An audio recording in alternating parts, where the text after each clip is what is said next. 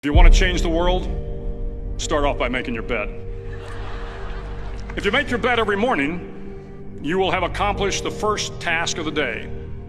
It will give you a small sense of pride, and it will encourage you to do another task, and another, and another. And by the end of the day, that one task completed will have turned into many tasks completed. Making your bed will also reinforce the fact that the little things in life matter. If you can't do the little things right, you'll never be able to do the big things right.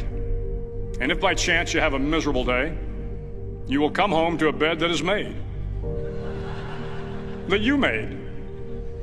And a made bed gives you encouragement that tomorrow will be better. To pass SEAL training, there are a series of long swims that must be completed.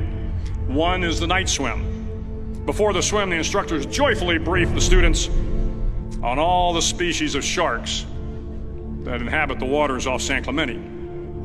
They assure you, however, that no student has ever been eaten by a shark, at least not that they can remember.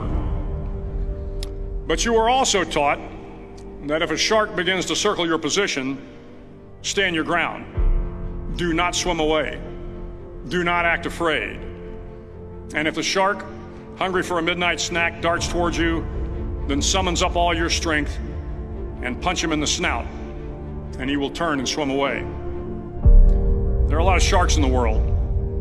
If you hope to complete the swim, you will have to deal with them. So if you want to change the world, don't back down from the sharks. Over a few weeks of difficult training, my SEAL class, which started with 150 men, was down to just 42. There were now 6 boat crews of 7 men each.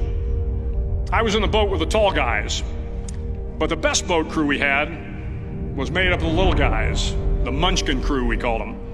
No one was over 5'5". The Munchkin boat crew had 1 American Indian, 1 African American, 1 Polish American, 1 Greek American, 1 Italian American, and 2 tough kids from the Midwest. They out-paddled, outran, and outswam all the other boat crews. The big men in the other boat crews would always make good-natured fun of the tiny little flippers the Munchkins put on their tiny little feet prior to every swim. But somehow these little guys from every corner of the nation and the world always had the last laugh, swimming faster than everyone and reaching the shore long before the rest of us. SEAL training was a great equalizer. Nothing mattered but your will to succeed, not your color, not your ethnic background, not your education, not your social status.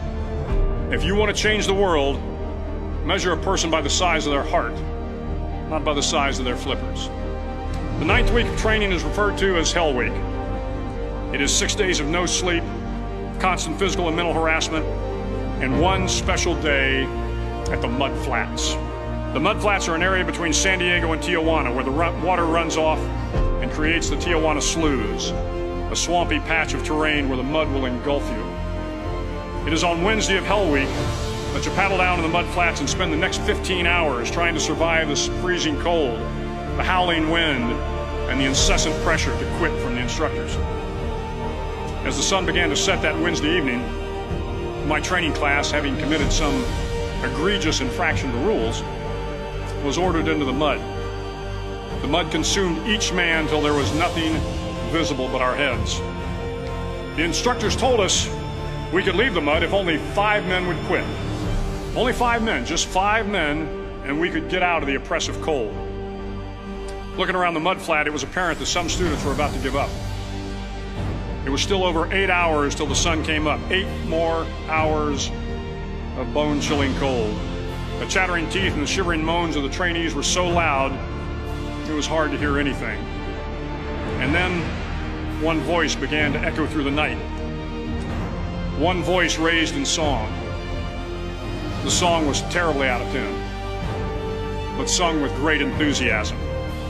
One voice became 2, and 2 became 3, and before long, everyone in the class was singing. The instructors threatened us with more time in the mud if we kept up the singing, but the singing persisted, and somehow the mud seemed a little warmer, and the wind a little tamer, and the dawn not so far away. If I have learned anything in my time traveling the world, it is the power of hope, the power of one person, a Washington, a Lincoln, King, Mandela, and even a young girl from Pakistan, Malala.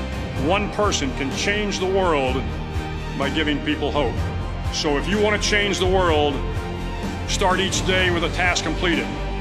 Find someone to help you through life. Respect everyone. Know that life is not fair and that you will fail often.